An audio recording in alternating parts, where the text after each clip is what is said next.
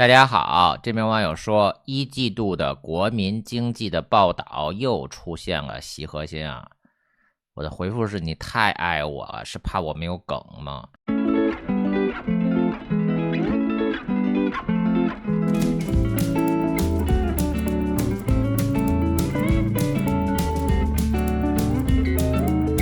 首先呢，国家统计局网站的确有一季度在以习包子同志为核心的党中央的坚强领导下，到了人民网删除了。2025年3月9日，中共14届全国人大3次会议举行第2次全体会议，主要是听取和审议赵乐际做的全国人大常委会工作报告和最高法院院长张军、最高检察长英勇做的最高法、最高检的工作报告。新华社分别截取了3个人报告中的主要内容，凑成了一篇新闻啊。比照新华社的新闻与全国人大网上刊发的报告全文呢，可以看到赵乐际与其他高官一样，采用同样的脚本吹捧习包子，但是与2024年赵乐际所做的报告相比，今年的报告明显降调啊。去年的报告2次提到2442效忠习包子的话，今年只提到过1次。去年总结过去1年的工作的时候，提到用习思想武装头脑指导实践，今年只说以习思想为指导。去年说到常委会自身建设的时候，4次提到习包子，而且要以学铸魂、以学增智等等。今年3次提到的，但是都是平淡的陈述。今年在谈到新的1年任务中履行宪法实施和监督的职责的时候，没有像去年那般要深入学习贯彻习包子关于宪法的重要论述啊。如果说新华社对于赵乐际的报告中那吹捧习包子的脚本还有所保留，那么对于张军英勇的报告，新华社的报道则是删除了不少效忠之语。报道指张军声称最高法2024年坚持以习思想为指导，做了5方面的工作，这与去年的报告所言一致。不过最高法的新闻中还有2442效忠之语，还是中共高官吹捧习包子的固定脚本，但是在新华社的新闻中消失了。那现在中国国家统计局的网站上明明写着习包子同志为核心党中央啊，这也是另外一个网站转的国家统计局网站啊。那人民网上直接删掉了。人民网和中国统计局哪个级别高不言而喻啊。人民网是党报党媒，代表的中共党中央啊。统计局就是中国国务院的一个部门而已，只能代表他们的局长抗议呀。现在人民网作为中共的喉舌，毫不留情的把中国统计局抗议的以习包子同志为核心的党中央直接给删掉了。这还不说明问题吗？习包子马上就下架了。不但习包子不再是党中央的核心了，连党中央的成员也马上就不是了。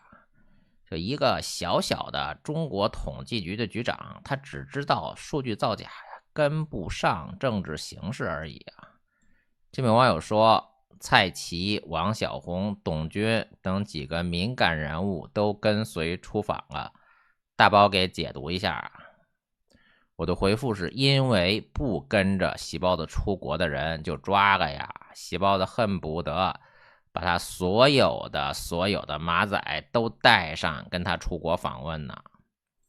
因为中共的黑箱政治的，我们不知道消息的话，就不知道答案。如果有消息，自然就明白了为什么要把细胞子打发出国访问啊。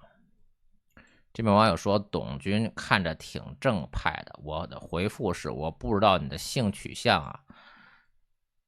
董军长得高，这是个事实啊，但是中国官员他没有正派的，中国没有不贪污的官员。如果你说的正派指的是不贪污的话，那正派的标准是什么？你觉得他的正派的证据是什么？还是你只是看着他顺眼？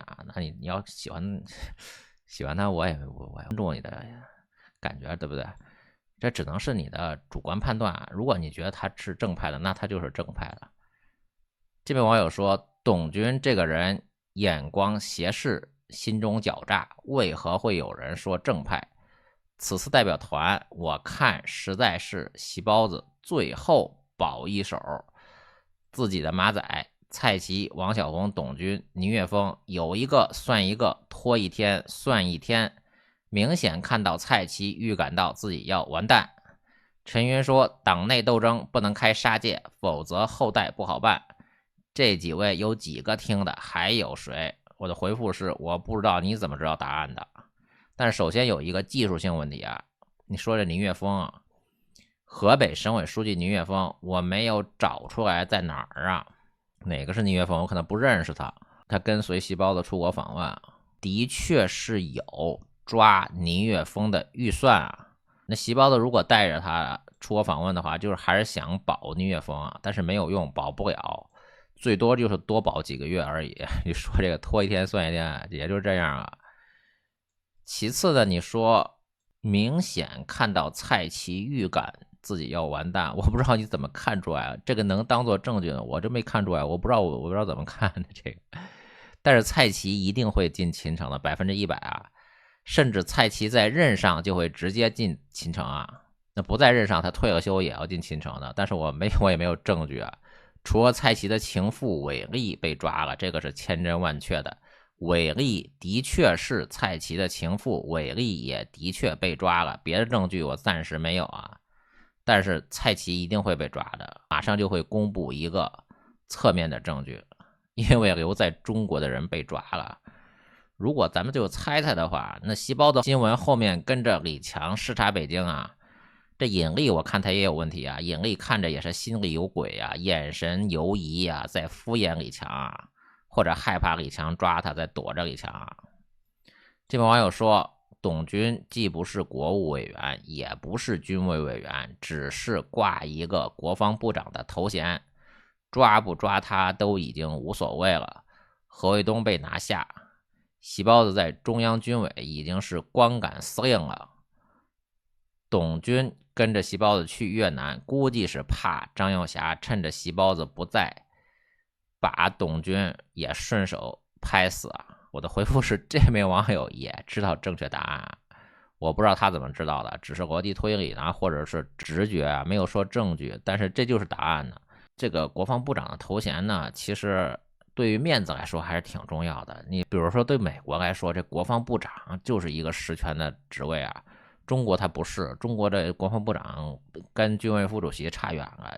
中国的军委副主席应该是对应着美国的国防部长啊。但是你把董军一抓，在英文媒体上一报道说中国的国防部长被抓，别人听着就感觉跟美国的国防部长被抓那种感觉一样，但实际上不是这样。我把这些评论都念一下，再给大家公布答案啊。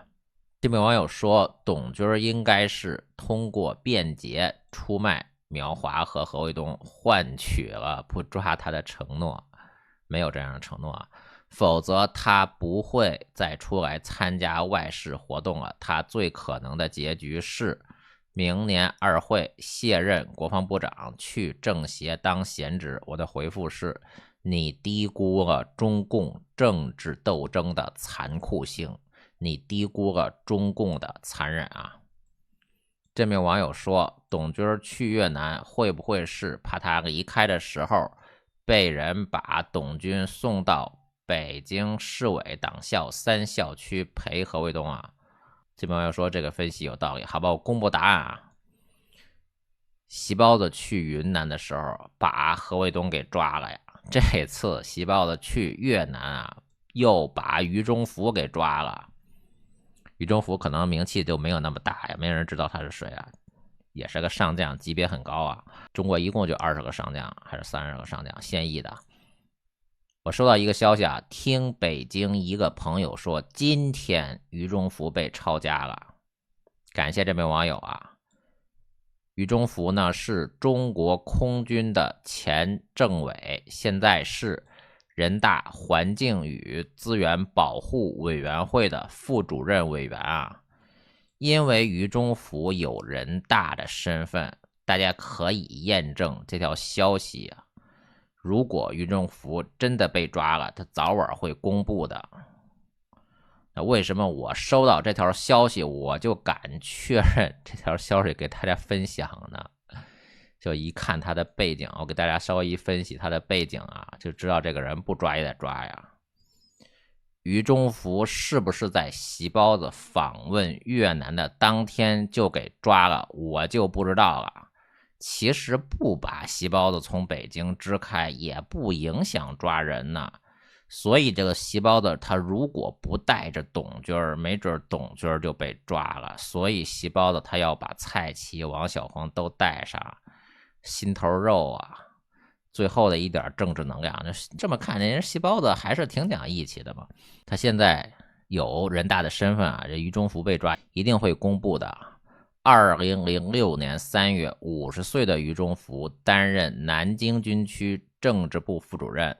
2010年7月，54岁的于中福担任兰州军区空军政治部主任。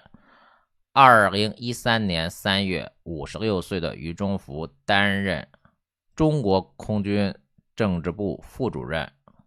2012年11月，56岁的于中福担任济南军区空军政委。2014年58岁的于中福担任南京军区空军政委啊。首先我们看啊，南京军区就高危呀，31军这支习包子的嫡系部队就是隶属于南京军区的。这于中福他2次在南京军区任职啊，还是不连续的，就中间调走了又调回去了，这就说明他南京军区有他舍不得的关系呗。这于中福啊，如果是习包子的马仔也就不奇怪了。于中福呢，他第一次在南京军区任职的时候呢，当时的南京军区司令是朱文全上将和赵克石上将啊。于中福在赵克石的手底下干了3年啊。这一下子就说明于中福被抓的消息可能是真的，之前赵克石被抓的消息可能也是真的呀。赵克石提拔的何卫东啊，何卫东现在几乎是99.999%确认是被抓，这100%被抓了。赵克石是何卫东的师傅，赵克石还是于中福的师傅，于中福被抓了肯定是真的呀。于中福呢，最早是担任武汉军区空军政治部任免科的科长。1985年下半年，中国人民解放军武汉军区空军撤销后，驻河南省空军部队院校划归济南军区空军建制，同时呢调整、撤销、合并了部分单位啊。1985年起，29岁的于中福历任济南军区空军政治部干部处副处长、处长。期间呢，济南军区的空军副政委是乔清晨空军上将。2004年6月，48岁的于中福担任北京军区空军航空兵24歼击师政委。当时的中国空军司令是乔清晨空军上将，而乔清晨呢，1996年到1997年曾经担任北京军区空军司令。2006年50岁的于中福担任南京军区空军政治部副主任。2006年9月改任空军上海指挥所政委，当时的中国空军司令就一直是这个乔清晨上将。所以我们找到了一个和俞中福有3次交集的乔清晨啊，这网上这个照片上这个人就是乔清晨啊。1985年10月到1990年1月，乔清晨担任空八军政治部主任。1981年到1987年，苗华的老丈人叶汉林担任福州军区政治部副主任。这空八军就是福州军区空军。总结一下，就是中国的前空军政委俞中福有2个老上级呀，一个是赵克时提拔的何卫东，一个是前中国空军司令乔清晨。乔清晨呢和苗华的老丈人叶汉林曾经是上下级铁哥们的关系啊。